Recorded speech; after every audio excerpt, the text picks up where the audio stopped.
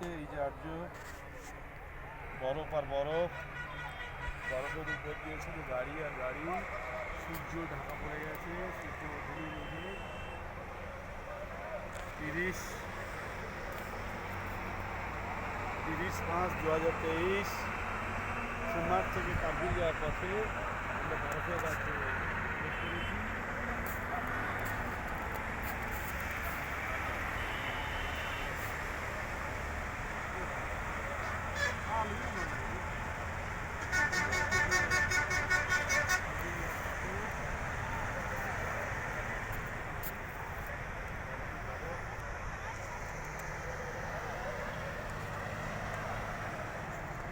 বরফের মধ্যে দিয়ে গাড়ি যাচ্ছে,